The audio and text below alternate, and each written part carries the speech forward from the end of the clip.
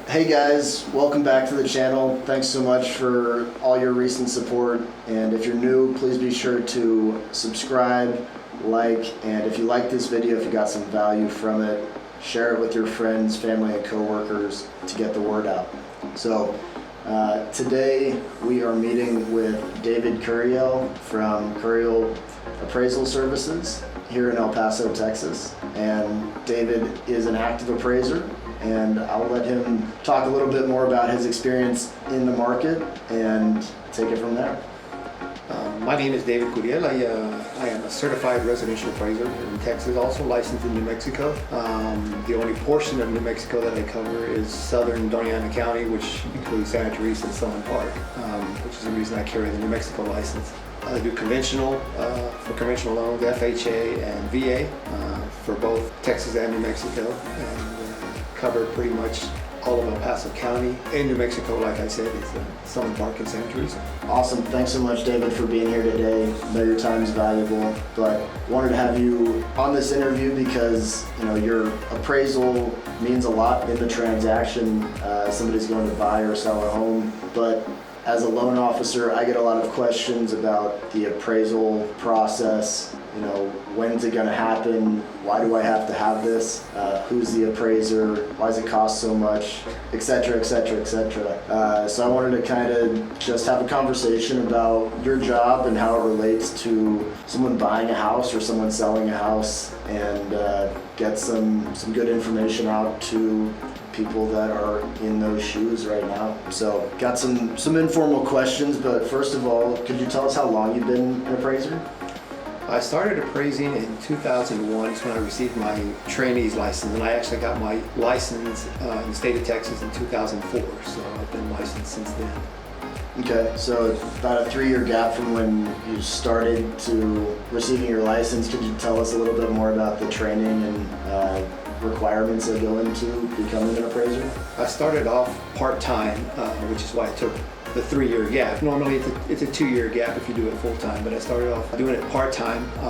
The requirements are all state mandated requirements, are also not just Texas but New Mexico, because the appraisal foundation covers the entire country. And those requirements for certified residential are the education hours, which for the certified residential, the education hours I believe are 200 hours. And I think that's still current, but the best place to check is the website, which is the Texas Real Estate Appraisers Licensing Board, which is TALCB. Has all the requirements there. But there's different levels or different licensures for appraisers. There's the general appraiser, which a general appraiser does residential or commercial or even industrial. Whereas what I do is certified residential, so I strictly do residential only. There is a licensed appraiser, and that only does residential, but you're limited to what type of property or what value of property you can appraise. So you can't do, with that licensure, you can't do $1 million plus property, and you can only do single family residences. Whereas certified residential, I can do up to 4-unit properties, a quadruplex. I can do a duplex, a triplex, but anything more than 4 units is considered commercial, which would require a general appraiser license. Gotcha. Okay, so within the appraiser licensing, there are a few different statuses that you can hold. Different licensures you have to have, and to obtain those, once you do complete the education hours, there's also recorded hours that you have to work under someone with a license, an apprenticeship, if you will. Where you work under someone and learn under that particular individual. In my case, it was certified residential, so I worked under somebody who had that license. Did the form of the educational hours, logged in hours working under that appraiser. And once all those are met, you submit that to the state, and once the state approves that, then you're able to sit in and take the state exam, which is a pass-fail type deal. Gotcha. Okay, so a lot goes into the training and the requirements, and then there's some state bureaucracy as well. Oh, you can't get away from the bureaucracy. Okay, well good. So now that we understand how you got to becoming a certified residential appraiser, can you tell us what exactly your role is in the transaction of somebody buying a house? The appraiser's role is to be the neutral third party, whereas I'm not representing the buyer, I'm not representing the seller, I don't represent the lender. I'm the neutral third party that comes in and gives my opinion, which is what an appraisal is, an opinion of value based on certain criteria, and that criteria varies depending on where the property is located, but it's an opinion, it's not a fact, but it's my opinion based on these facts, which are sales which have occurred within that subject's neighborhood.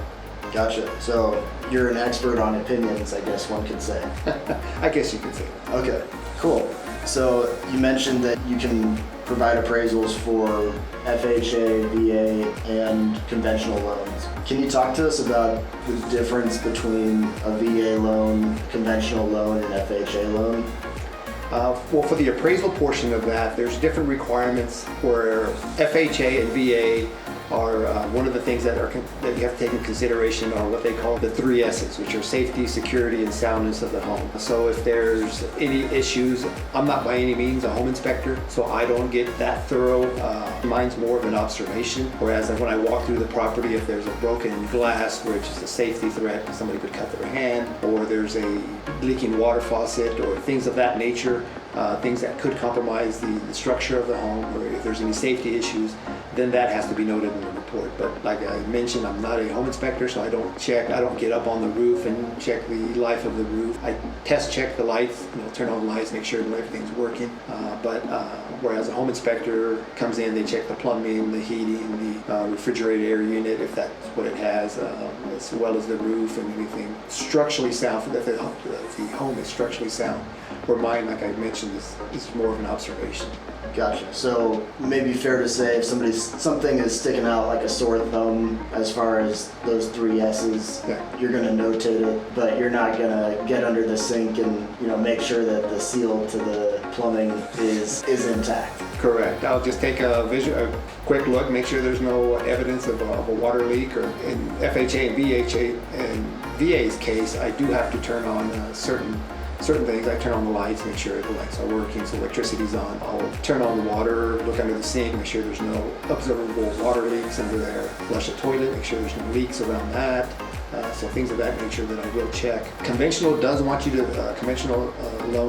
you to check those items, but it's not necessarily going to be a mandatory repair, but it will need to be noted what my findings are basically. As I'm reporting to the lender. The lender wants to know the condition of the property, so not just verbally, but if I notice anything like that, then a picture goes a long way. So. Sure. And just so that the people watching know, when I knew that David was going to say, an FHA loan or a VA loan, if one of those 3 S's is not satisfactory, then there's a requirement for that item to be repaired before the loan can close. So David has to go out, am I right, and make sure that repair has been done, or see a photo maybe that this safety factor has been repaired, and now that you can issue a suitable appraisal. Is that correct? Correct. If there's any issues that don't meet the safety is the big one, because for instance, let's just talk about some safety issues that I normally see that aren't in compliance, and typically those are security iron on the windows, on the bedroom windows, or smoke detectors, carbon monoxide detectors are lacking in the property. So those are going to be required repairs. So I note those in the report that these are the required repairs. Once those repairs are done, the lender will notify me to go back out to the property and just verify that those have been remedied. Gotcha.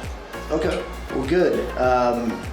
So if you could, as briefly as possible, just give an explanation as to how you come up with the appraised value for a property.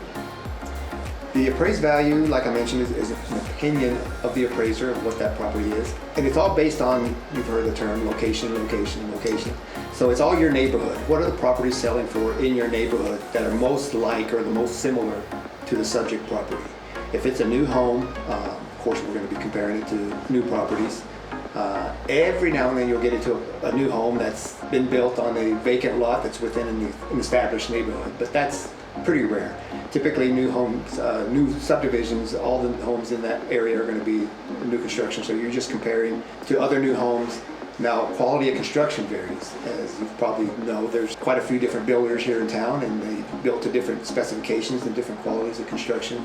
As an appraiser, you know which builders compare to other builders as far as who competes against who. Now, when you get into existing homes or resales, if you will, then you're looking at more established neighborhoods, typically in excess of 10 plus years in that neighborhood. Then you start looking at the condition of the property.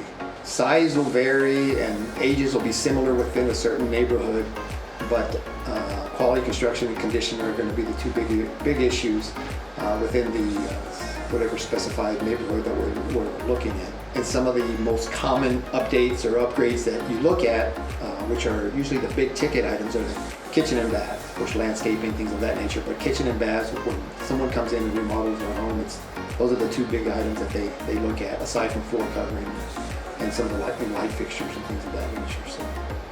Okay, so fair to say within a neighborhood, you have a fairly good idea as far as, you know, what the value could range, and then you go inside the house and look at the finishes and condition, and then can derive your valuation or your opinion of the value from there. Right. Once I inspect the property, or use the word inspect, it's more of an observation, like I mentioned. We measure the home to get the square footage, so we get the actual living area of the home, separating any non-living area such as a garage. So we have the living area, and now we note the condition of the home. Within a report, we have to give it a condition rating, and the condition rating is based on if it's a new home, it's going to be what they call a C1, which is all new construction. Below that is from C1 through a C6. C6 being the property is not habitable. 5, it's needs major repairs, but it is livable. A C4 is, say the property is 20 years old, it's in average condition, maybe it's had a few updates, water heater, air conditioning, things of that nature, but nothing major as far as has been remodeled. C3 is a property that has had updates, such as updates to the kitchen and bath, or any other items that I mentioned, such as flooring or windows and anything like that. And then of course the C2 is something that's been completely remodeled, re-gutted out, refurbished, if you will. Completely did everything in, and it's compares or looks similar to a new construction. And with taking that information, then now we're looking at what's the most like properties in that neighborhood. So if the home's a 20-year-old home, it's 2,000 square feet, then I'm not going to be looking at comparing it to 3,000 square foot homes or 1,200 square foot homes. I'm going to be looking at 2,000 square foot homes, give or take. Usually you try to bracket square footage of the subject by at least one sale that's larger and one sale that's smaller, for a total of at minimum 3 sales within the report. And then take all that information, you make adjustments for different criteria, condition being one, but you also take into account the size of the home. Is it a 2-car garage, or compared to 1-car garage? Does the subject have a pool? One doesn't. So different amenities that the home may have are adjusted within the report, and all those adjustments are taken from the market. They're driven from what the market has in the past, or historically adjusted for those particular items. And once you do that and make all your adjustments, you should have a pretty narrow range of value for the subject property, and within that range will be the opinion of the appraiser of what the current market value is of the home. Okay. So, just based on what you said, the past 2 years have been really hot in the housing market. Lots of people buying and selling. Does that make your job easier because there are more homes that have sold recently that you can pick and choose from within the given neighborhood? Yes, there has been quite a few sales in pretty much every neighborhood in town. So that's been historically, right after COVID, we saw the market just take off. That's when I saw it about a month after, so it was about March of 2020. It's when the market really took off, and hasn't slowed down until here recently. When I say recently, within the last month and a half, 2 months is when I saw the market stabilized. And when I say stabilized, sales have not been doing a natural incline. They've kind of tapered off to where they naturally have been. Days on market for properties that are on the market are slowly starting to climb, as well as inventory level. So that's kind of an assessment of where the market is currently, in my opinion. Good. So that's good information for people who may be looking to move into El Paso or Southern Dona Ana County in New Mexico. That's an appraiser's opinion on the facts. Wanted to ask you, hot topic, if you pay any attention to the economy, is inflation.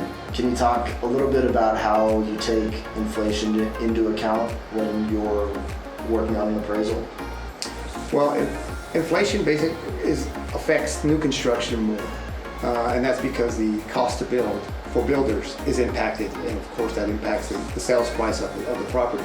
So material, which lumber has really jumped up, but it's since come back down. It's not where it was, but has come back down, as well as all other material that it takes to build a home. So wherever the supplier is, Home Depot, Lowe's, or other outlets here in town that sell floor covering, roofing material, or whatever the case may be, their costs have gone up to where they were historically, which is, when I say that, it's about 2 years when the market really took off and supply issues arose. So that affects the sales price. And I see that in where the prices on homes has dramatically risen on new construction, but that also affects resales as well.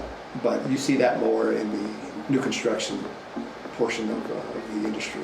Gotcha. So my estimation of how it would affect resales is, those people with the C2 home, the newly refurbished, almost looks like a brand new home. It's in an older neighborhood. It's a remodeled home. All that new material costs more because of inflation. Is that what you're saying? Yes, not just the material, but also the labor portion of that is affected, because now home builders were building homes at such a rapid pace that most contractors were doing work there and had work there and weren't really taking on a lot of the remodeling of existing homes because they had so much work already lined up for them. And to get someone to come in and refurbish your home, well, you're either going to be put on a waiting list or willing to pay a little bit higher, which of course is going to raise your cost to improve your home. Sure. So, just by pure economics, all this new housing activity has caused people to move into a new house, and they say, I don't like the kitchen, I don't like the bath, I'm going to get this remodeled. And then they go get a quote, and these contractors that are giving quotes just keep writing higher and higher quotes because the demand is there, or it has been. And so, got a job over here that pays you 10 grand. Well, if you pay me 15, I'll do yours first. Right. They're gonna go do that. All right, that makes sense too. One last question I had for you before I just let you start going crazy talking about appraisals. Do you take active home listings into account on your appraisals? I do, and most lenders now, or have in the past previously, so it's been historically been done, is they require not just your 3 sales at a minimum, but they also want 1 or 2 active or pending sales within a report just to justify what the market trend is at currently. So if there's active listings that also are going in the same direction as what I'm appraising the property at, or what the homes that sold the last 2-3 months, the trend is still going upwards or stabilized, and that'll show and prove that the market is still viable, and so the appraised value is still supported. Okay, good. Well, that does it for all the questions I've got, David. Is there anything else that you want to tell somebody who might be buying their first house, or somebody who's more experienced in buying homes? Anything about appraisals or the market, or just anything you'd like to share to the audience? If you're a seller and you're looking to sell your home, it's been historically here lately, the last year or so, been a seller's market. So a lot of people have an idea of what they think their home is worth. If you're looking to put your house on the market does change quite a bit. So if you want to have an appraisal done, not just by me, but any other licensed appraiser to come out and give you an opinion of value, or your agent can give you what they call a CMA, market analysis. But if you're looking to sell your home and you're not sure where the market is, it's in your interest to do that, to get one or the other, or both. If you're a buyer looking to come in and purchase a home, you want to make sure that you're not overpaying for the property, because like I mentioned earlier, the market is changing, and it changes from month to month. If you look at sales from one month to the next, they can change, and like I mentioned, they have been climbing historically, but within the last 2 months they have stabilized. So you want to make sure that you're not overpaying for a particular piece of property.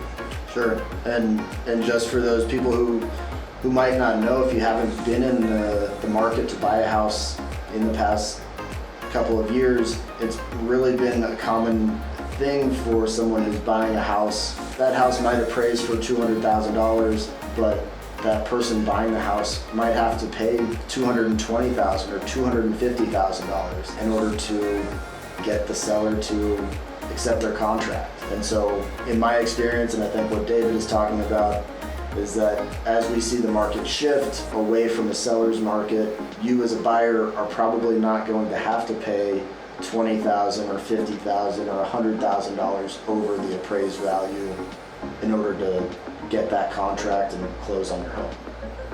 Yeah, that's correct. And I've seen it in contracts that I've seen recently, whereas now more recently, within the last month or so, I've started to see where, okay, now it's starting to be more of a normal, was considered normal, where the sellers would pay some percentage or some out of pocket for closing costs to assist the buyer with those expenses.